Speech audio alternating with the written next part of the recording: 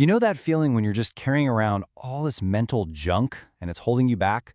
Well, today we're diving into this incredible ancient metaphor from the Pali Canon that's all about refinement. It's about learning how to separate the pure, nourishing parts of our inner life from all the useless stuff we don't need. So, the text we're looking at today kicks off with a really simple but deep question. Imagine your spiritual journey is like fresh milk. What is the cream that rises to the top? What's the most essential, the most nourishing part that you should really be focusing on? And the source text has this just beautiful Pali term for this idea, Maṇḍapeyyam. Let's break that down because it's pretty cool. Maṇḍa means cream or essence, and payam means to be drunk. So it's literally the drinkable cream, the absolute best part of the holy life, the part you're meant to take in, while the useless leftovers, the dregs, you just get rid of. Okay, so here's our game plan. First, we're going to unpack this whole metaphor of the drinkable cream. Then, we'll look at the three things that make it up. After that, we get really practical with discarding the dregs before exploring what this cream actually tastes like. Yep, the taste of freedom. And we'll wrap it all up by understanding the true nature of this purity. All right, let's jump right in. Section 1, the drinkable cream. What if spiritual purity isn't about getting rid of bad things, but about cultivating something that's already there? Something rich and essential. That's the big idea here. So right off the bat, the text tells us that the holy life, the spiritual path, isn't just one monolithic thing. It has what's called a trihat tamamando, which means a threefold cream. It's an essence with three distinct parts, and they're all interconnected, just waiting for us to experience them.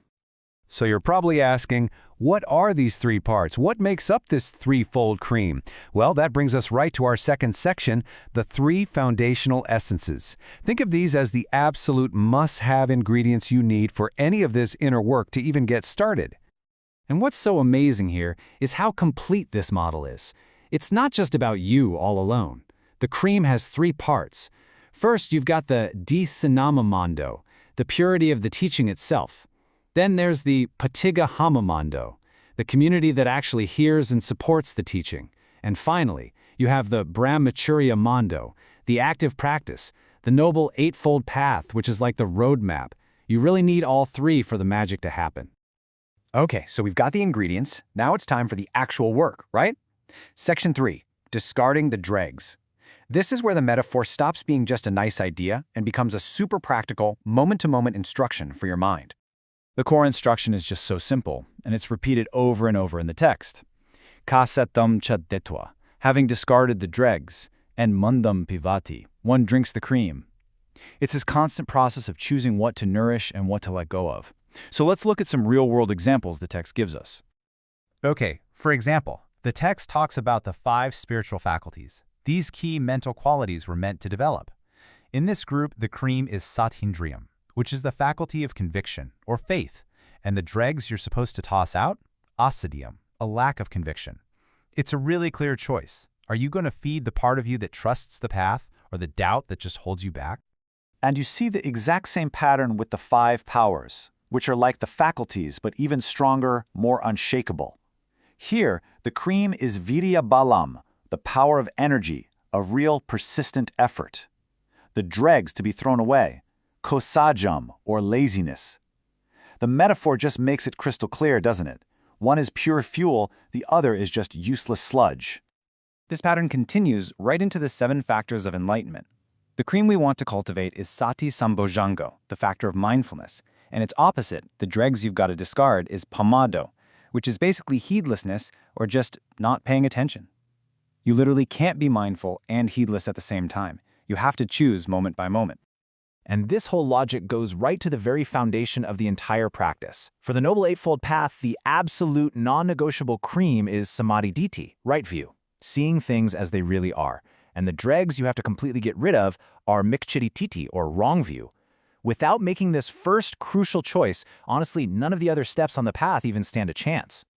So, we've been talking about refining and discarding and drinking this spiritual cream. But what does it actually taste like? What's the real felt experience of all this? That brings us to section 4, the taste of freedom. And the text gives us this absolutely stunning answer. It says that in this cream, you'll find attaraso, the taste of the goal, dhammaraso, the taste of the truth, and vimuttiraso, the taste of freedom. This, the text says, this is what is truly drinkable. It's not just some abstract idea, it's the actual flavor of liberation itself. Wow. This leads us perfectly into our final section, the nature of purity. I mean, why these specific qualities? What makes conviction and energy and mindfulness the cream and not something else? Well, it turns out the text actually explains its own logic, which is awesome. And the logic is just incredibly systematic. The text says the spiritual faculties are cream because of their dominance. They're supposed to be in charge of your mind. The powers are cream because they are totally unshakable when faced with their opposites. The path is cream because it's the direct cause of freedom. And finally, the enlightenment factors. They're the cream because they are literally the way out of suffering. Each one has a specific, powerful job to do. So when you boil it all down, the big takeaway here is really profound. This whole metaphor teaches us that the spiritual path isn't about becoming someone new or adding a bunch of stuff to yourself. It's a process of refining what's already there. It's about skillfully letting go of what's not working so that the pure, brilliant essence that's already inside you can finally shine through. So I'll just leave you with this question to think about. If you look at your own mind, your own life, right now, what is the cream you really want to cultivate? And maybe more importantly, what are the dregs you are finally ready to discard?